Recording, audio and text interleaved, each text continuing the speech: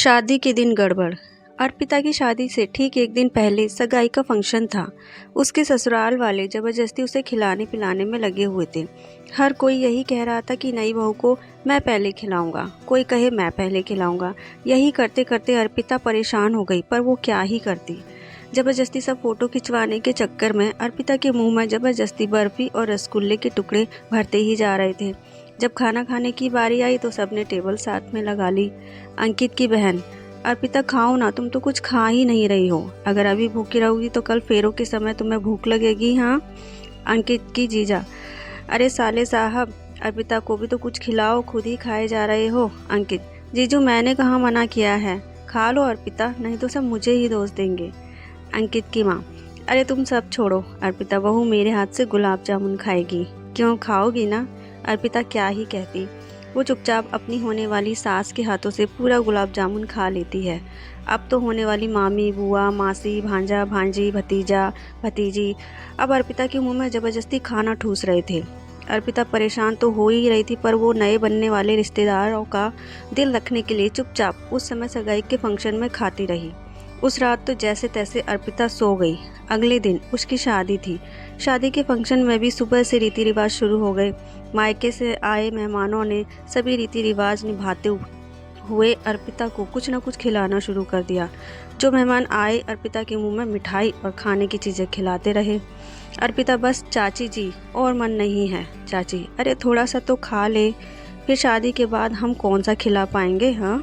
ताई: अभी तो मेरी बारी रह गई, रुको। ये ले बिटिया, एक निवाला मेरी तरफ से भी खा। तू भी याद रखेगी, तेरी ताई ने तुझे खाना खिलाया। अर्पिता: मम्मी बस, मुझे और भूख नहीं है। ये रीति रिवाज कितनी देर और चलेंगे? अभी अंकित के मम्मी पापा भी आकर गए हैं, उन्होंने भी मुझे बहुत सारा खिला दिया है। माँ: अर्पिता ऐसे किसी को मना नहीं करते, अच्छा नहीं लगता। कोई बात नहीं, थोड़ा खा ले। वैसे भी तो अब तेरी शादी हो जाएगी, फिर कौन सा तेरी चाची, ताई और मामी वगैरह को तुझे खिलाने का मौका मिलेगा। रुक, तेरे मामा जी और पापा जी बुला रहे हैं, मैं अभी आती हूँ। किसी तरह अर्पिता की शादी हो जाती है और शादी के बाद वो अपने ससुराल आती है। पर शादी की रात से ही अर्पिता के पेट में गड़बड़ हो जाती है।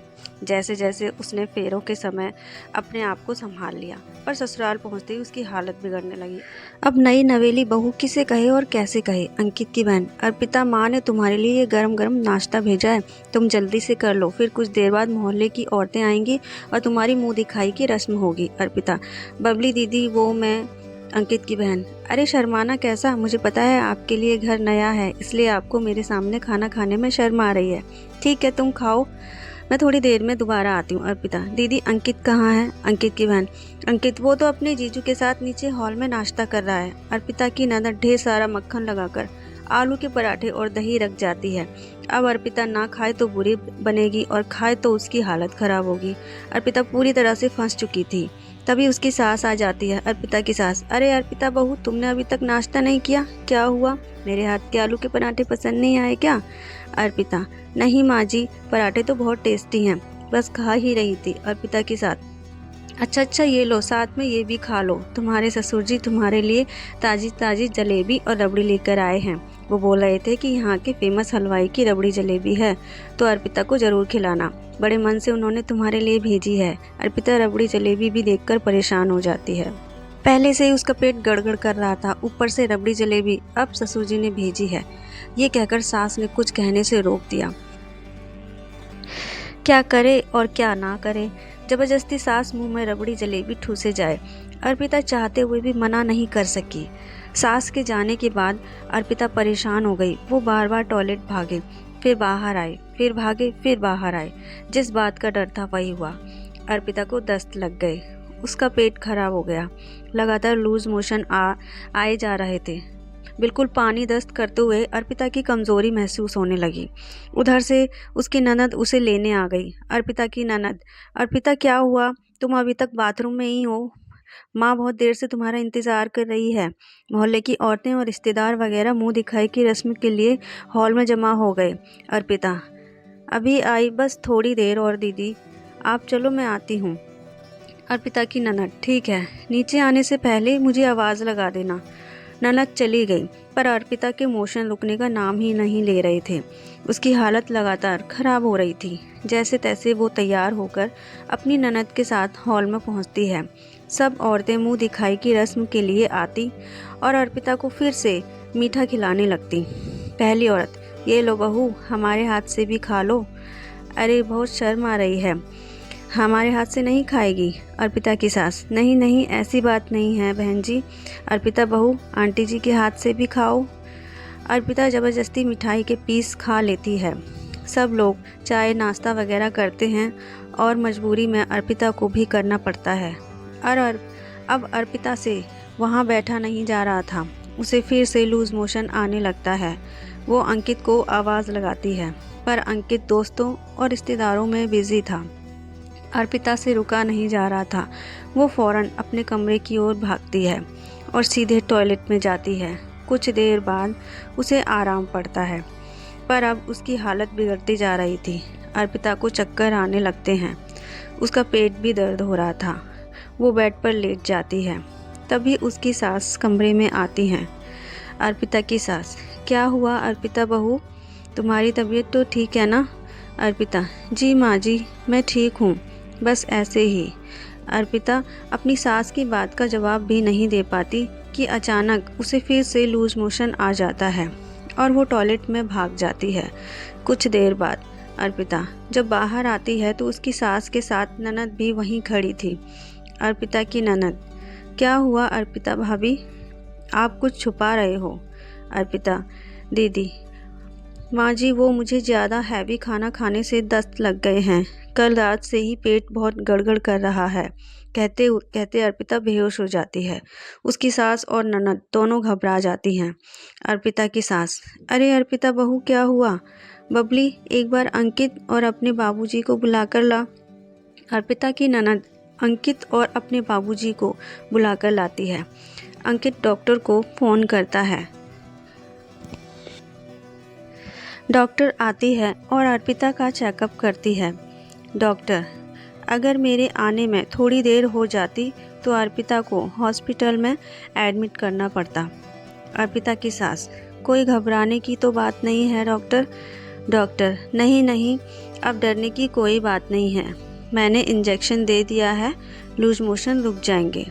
पर अर्पिता को बिल्कुल भी हैवी खाना नहीं देना, बहुत लाइट खाना देना है, जैसे फ्रूट, जूस, खिचड़ी, दलिया, दही वगैरह, और कुछ भी तला भुना या फिर ज़्यादा मीठा नहीं देना। डॉक्टर अर्पिता को दवाइयाँ और इंजेक्शन देकर चली जाती है। कुछ देर बाद अर्पिता को आराम पड़ता है। अर्पिता की सास, अरे अर्पिता बहू, तुमने पहले क्यों नहीं बताया? वैसे देखा जाए तो गलती हमारी है। हमें भी इस बात का ख्याल रखना चाहिए था कि बहू कितना ही खा पाएगी।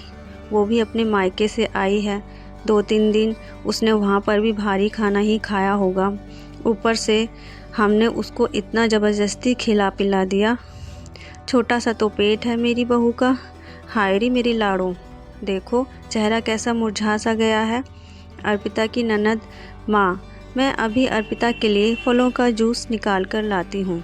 अंकित, सॉरी अर्पिता, मैं भी तुम्हारा ख्याल नहीं रख सका।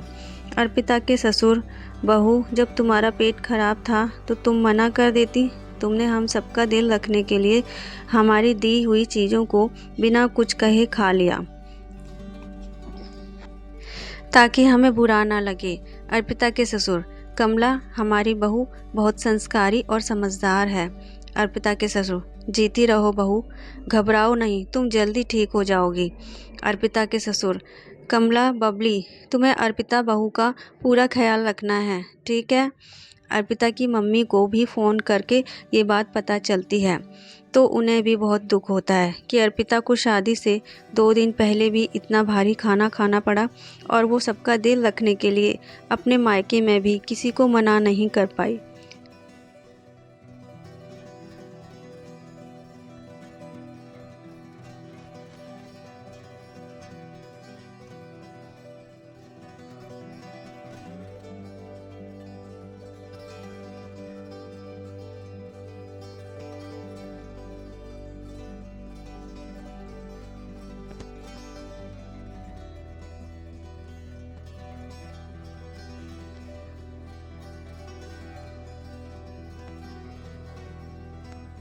लगातार हम भी तुम्हें रिश्तेदारी में खाने पर नहीं भेजेंगे। जब तुम्हारा जी चाहे तब जाना। अपनी सास की बात सुनकर अर्पिता खुश हो जाती है। वो खुश थी कि उसको इतना अच्छा ससुराल मिला था, जहाँ परिवार के सदस्य एक दूसरे की परेशानी को समझते थे।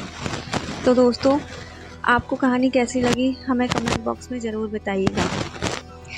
ऐसे ही इंस्पिरेशनल, एंटरटेनिंग, मनमोहक, मोटिवेशनल और दिल को छू लेने वाली कहानियों के लिए हमारे चैनल से जुड़े रहिए और हमारे चैनल को सब्सक्राइब कर लीजिए। वीडियो को लाइक और शेयर करना ना भूलें।